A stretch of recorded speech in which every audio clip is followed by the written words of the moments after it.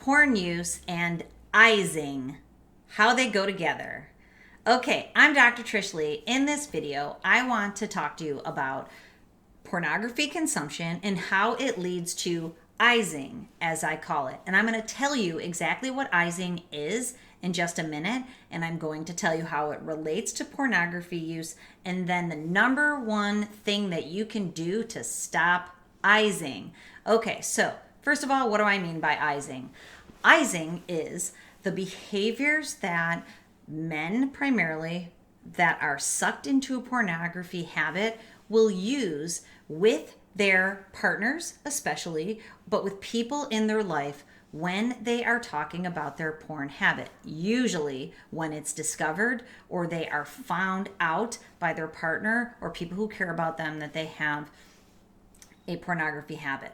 Okay, so what is Izing? Izing is justifying, minimizing, rationalizing, and blaming. And I've, chunked them into Izing, even though two of them don't end with I's.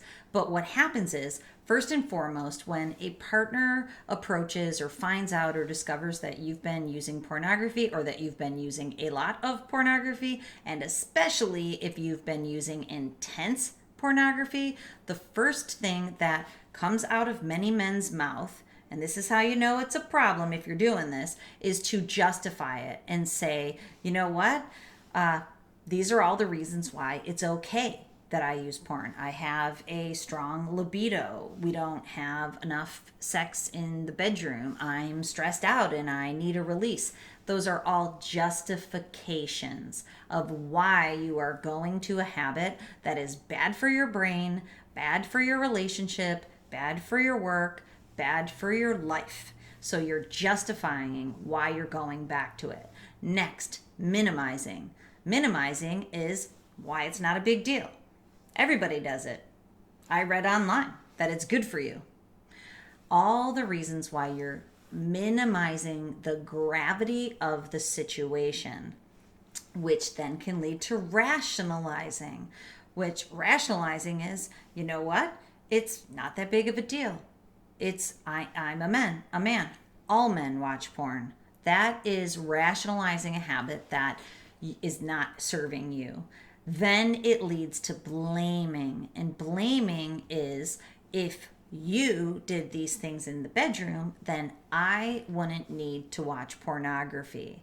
Which lastly leads to the concept of gaslighting. And if you find that you're gaslighting your partner, I want you to know you're gaslighting yourself. What gaslighting is when you're basically lying to your partner and shifting the situation so that it seems like what's going on isn't going on. And it involves justifying, minimizing, rationalizing, and blaming. But it is trying to make it so that your partner no longer knows what's up and what's down and what's going on and what's real and what's not. And again, I'm here to tell you that you're actually doing that to yourself because you know that your brain has been hijacked and you're trying to convince yourself that it's okay that there's a hijacker driving your car. You're fine. I'm fine in this passenger seat. I know that I'm watching pornography at work and I should be working and my income is going down and I might lose my job. But you know what? This is okay. You're over here in the passenger seat going, this is all right. This is cool. This hijacker's just taking me on this road and you know what? It's comfortable in the passenger seat. You're doing it to yourself so that you can feel okay that you're in this situation. And self-awareness is the way out. So the next time you start using these Izing strategies, pause and recognize why you're doing it. And if you realize that you're doing it because the fact that you have a compulsive pornography habit is bothering you, you don't want it, it scares you, you don't know how to stop it because you can't stop it, it's out of your control, and this is going to be a lot of work for you. You don't want anybody to find out because there's fear there that you're going to be judged and that this is going to create problems in your world. I know how you feel, but I'm here to tell you the way out is through. So if you start Izing when someone approaches you about your pornography habit, stop.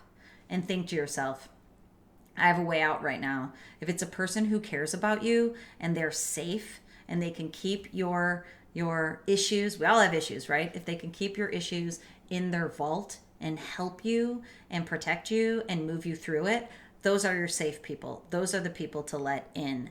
And if it's your partner and if it's your family, it's going to build trust. It's going to build connection, and they're going to be your support network on the way out. So watch for these behaviors, stop and pause, and then respond instead of reacting. Don't react in the way that you're used to reacting if you know that you do these behaviors. Instead, respond and move through it instead of running away from it.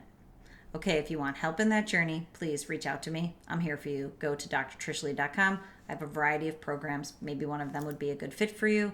And remember, control your brain or it'll control you.